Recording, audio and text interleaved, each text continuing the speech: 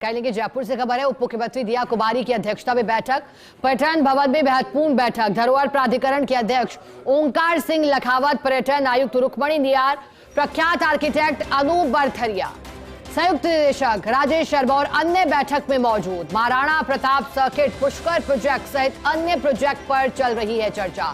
Associate हेठળ निर्मल तिवारी लगातार बने हुए हैं। निर्मल जी, पर्यटन भवन में महत्वपूर्ण बैठक है, क्या उद्देश्य है इस बैठक का? देखिए, आज अवकाश के दिन अगर उप मुख्यमंत्री दिया कुमारी बैठक ले रही है तो निश्चित तौर पर बहुत महत्वपूर्ण है। महत्वपूर्ण इस मायने में कहा कि अभी कल ही प्री समिट हुआ है।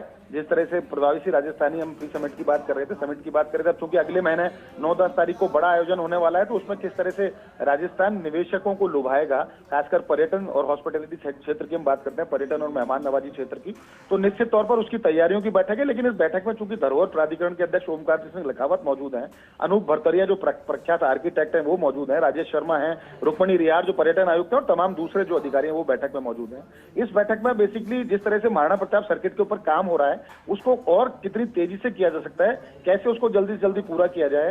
वर्ल्ड क्लास म्यूजियम बनाना था हवा महल को, उसको लेकर माफ कीजिए अल्बर्ट हॉल को, उसको लेकर चर्चा करिए कि अल्बर्ट हॉल को कब हम किस तरह से वर्ल्ड क्लास म्यूजियम के तौर पर उसको बदलेंगे और उसमें जो आर्किटेक्ट फर्म है उसकी भूमिका किस तरह से रहनी है। उसके अलावा खाटू श्याम जी कॉरिडोर की बात है, पुष्कर प्रोजेक्ट पर इसके ऊपर चर्चा चल रही है। साथ ही साथ आमेर को आइकॉनिक डेस्टिनेशन के तौर पर जिस तरह से तब्दील करना था, उसमें वहां विकास कार्य होने थे, उन पर चर्चा चल रही है। और तमाम जो जयपुर के प्रोजेक्ट है, खासकर परकोटे के आसपास का जो बफर क्षेत्र है उसको कैसे हाइजेनिक बनाया जाए, वहां पर जो बेतरतीब जो केबल के वायर है, वहां पर होर्डिंग्स है, उनको लेकर पहले ही दिशा निर्देश दिए गए थे। लेकिन ये पूरा रूट जिसपे एक प्रॉपर तरीके से पार्किंग की व्यवस्था हो, आमेर के अंदर लपका फ्री क्षेत्र हो जाए पूरा का पूरा, वो वहां पार्किंग की एक बेहतरीन व्यवस्था हो, इन तमाम बातों को लेकर इस बैठक में महत्वपूर्ण चर्चा चल रही है। और चूंकि अब ये वर्षांत का मौका है और इस समय तो लगातार पीक सीजन है, राजस्थान के अंदर पर्यटकों की आवक जबरदस्त देखने को मिल रही है। ऐसे पर्यटन के जितने भी प्रोजेक्ट, चाहे वो केंद्र प्रवर्तित प्रोजेक्ट हो, स्वदेश दर्शन 2.0 के या फिर प्रसाद योजना के प्रोजेक्ट हो, और उसके अलावा जो बजट घोषणाएं थी जिसमें मुख्यमंत्री की घोषणाएं अलग से हैं, बजट घोषणाएं अलग से थी, उन घोषणाओं पर किस तरह से काम हो, टाइम फ्रेम में काम हो, जल्दी से जल्दी काम हो, ताकि एक इंफ्रास्ट्रक्चर डेवलपमेंट हो टूरिज्म को लेकर के। क्योंकि निवेशक जिस तरह से आए, करीब 1.25 लाख करोड़ से ज्यादा के एमओयू थे, आपको तो पता ही है। और चूंकि अब प्रवासी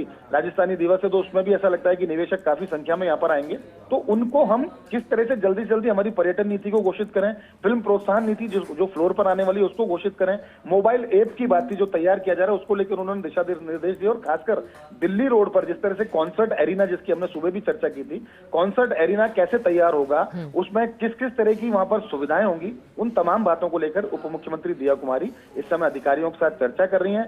माना जा रहा है कि अगले पर्यटन सत्र को लेकर भी इसमें तैयारियां हैं और जैसे जैसे चूंकि बजट भी अगला बजट जो पेश किया जाएगा अगले वर्ष की शुरुआत में, तो निश्चित तौर पर उसको ध्यान में रखते हुए तमाम योजनाएं जो अभी फ्लोर पर है उनको जल्दी जल्दी और गुणवत्तापूर्ण तरीके से उनको पूरा किया जाए, कनेक्टिविटी को बढ़ाया जाए। और तमाम रोपवे के प्रोजेक्ट हैं या फिर चूंकि पीडब्ल्यूडी के साथ भी पिछले दिनों समन्वय की बात थी, उसमें भी यही कहा गया था कि पीडब्ल्यूडी की पर्यटन विकास में बहुत महत्वपूर्ण भूमिका है, किस तरह से सड़कों से कनेक्टिविटी प्रदान करेगा। तो तमाम बातें हैं जिनको लेकर इस महत्वपूर्ण बैठक में चर्चा चल रही है। उम्मीद है जब ये बैठक संपन्न होगी उसके बाद अधिकारी उसी टाइम फ्रेम में जिसमें डिप्टी सीएम दिया कुमारी ने उनको निर्देश दिए उसी टाइम फ्रेम में काम भी करेंगे।